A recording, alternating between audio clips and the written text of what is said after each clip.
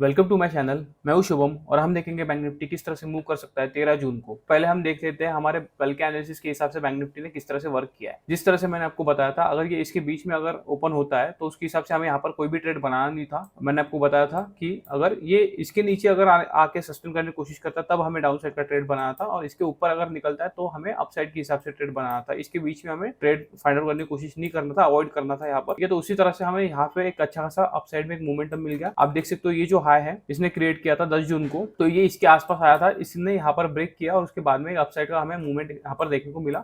उसके बाद में फिर से यहाँ से रेजिस्टेंस लेने के बाद में फिर से हमें डाउन साइड का भी एक मोमेंटम अच्छा खासा देखने को मिला। तो यहाँ पर अगर आपको मैं दिखाऊँ तो 1 मिनट में आपको दिखाई देगा।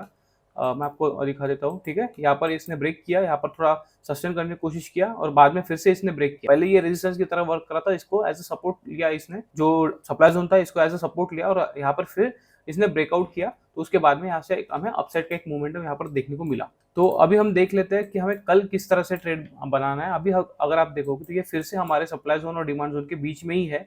ठीक है, जहां पर इसने ओपनिंग किया था उसके आसपास ही इसने फिर से क्लोजिंग किया है।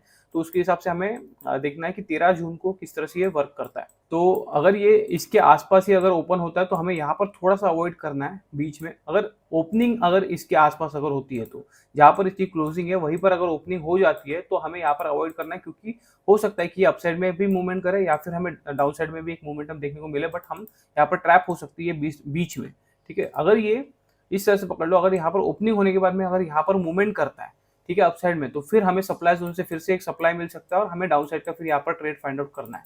अगर ये ओपनिंग में से हमारे डिमांड जोन पे आता है तो यहाँ से हमें फिर से अपसाइड का एक ट्रेड फाइंड आउट करना है। बट यहाँ पर दोनों कंडीशन है, अगर ये यहाँ पर आता है और डाउन साइड में अगर यहाँ पर सस्टेन करने की कोशिश करता है और ब्रेक करता है तो फिर हमें डाउन साइड का भी एक अच्छा खासा बैंक निफ्टी में मूवमेंट देखने को मिल सकता है। और अगर यहाँ पर आने के बाद में यहाँ पर सस्टेन करने के बाद में अपसाइड में एक मूवमेंट दिखाता है हमें, मतलब हायर लो का फॉर्मेशन अगर करता है या फिर कंसोलिडेशन करने के बाद में एक अच्छा खासा कंसोलिडेशन यहाँ पर करने के बाद में एक ब्रेक देता है, तो हो सकता है कि हमें फिर से सप्लाई की तरफ बैंक निफ्टी जाते हुए दिखे। अभी हम देख लेते हैं गैप अप और गैप डाउन के हिसाब से हमें किस तरह से ट्रेड करना है।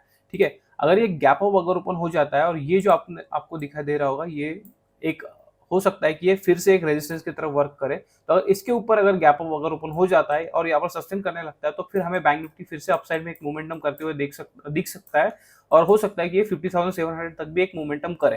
ठीक है, अगर इसके ऊपर अगर सस्टेन करने की कोशिश करता है तो, बट ये ज्यादा मोमेंटम कब करेगा, जो इसने हाई क्रिएट किया है, यहाँ पर मैं आपको दिखाता हूँ, जो ये हाई क्रिएट किया है, अगर ये हाई को अगर निकाल लेता है तो फिर बैंक निफ्टी अच्छा खासा यहाँ से हमें इसके ऊपर, ये लाइन के ऊपर आप पकड़ के चलो। ठीक है, 50,240 के ऊपर पकड़ के चलो। अगर इसके ऊपर अगर निकलता है तो फिर हमें 50,700 तक के बैंक निफ्टी में टारगेट देखने को मिल सकते हैं। और अगर ये गैप डाउन अगर ओपन करता है, इस तरह से आप पकड़ सकते हो, अगर यहाँ पर ही गैप डाउन ओपन किया इसने बैंक निफ्टी ने, तो हमें यहाँ पर प्रायोरिटी देखना है। देखो हमारे डिमांड जोन के पास है तो हमें फर्स्ट प्रायोरिटी देनी है कि अपसाइड के हिसाब से हम ट्रेड फाइंड आउट करेंगे। यहाँ से हो सकता है कि सपोर्ट लेकर एक अपसाइड का मोमेंटम करे।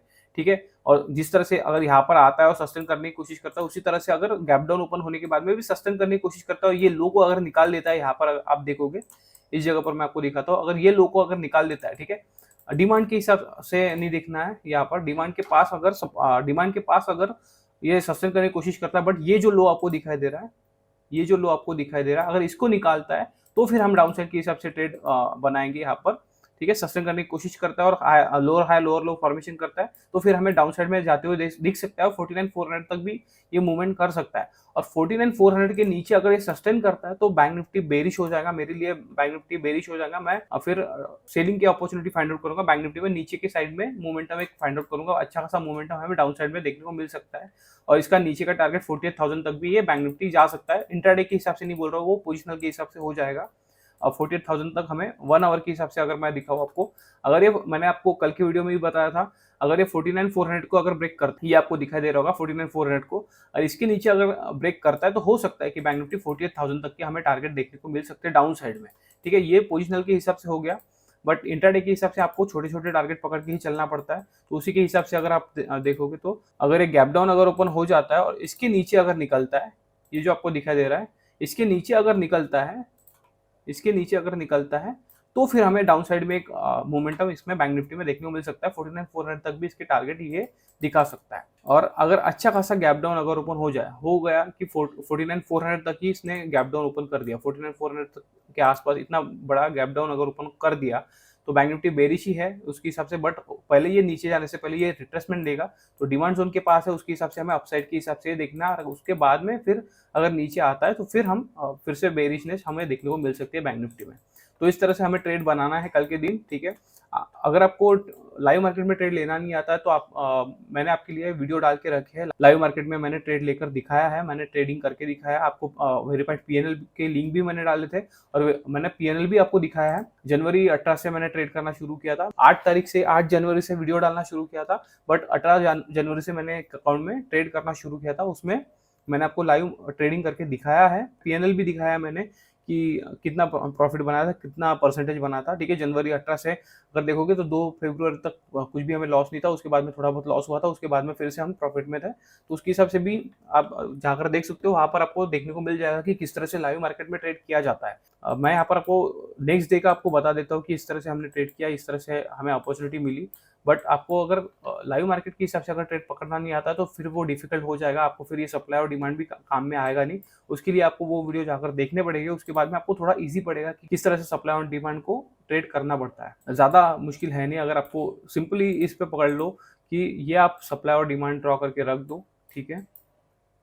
आप देख लो, ये पॉज करके देख लो ये सप्लाई एंड डिमांड, ठीक है। मैंने ये ड्रॉ करके रखे, किस वजह से ड्रॉ करके रखे वो आपको धीरे धीरे पता चल ही जाएगा, मैं आपको बताते रहूँगा।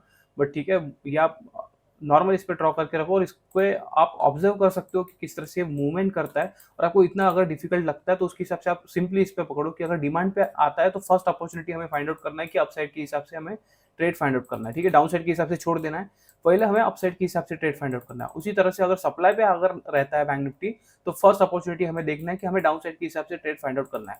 बट यहाँ पर आता है उसके हिसाब से हमें ट्रेड नहीं लेना है, यहाँ पर कुछ कंसोलिडेशन करेगा, कुछ लोअर हाई लोअर लो का फॉर्मेशन करेगा, कुछ दिखाएगा वीकनेस दिखाएगा बैंक निफ्टी, उसके हिसाब से हमें ट्रेड बनाना है, ठीक है। तो वो थोड़ा ईजी हो जाएगा आपको, अपोजिट में देखना छोड़ दो यहाँ पे।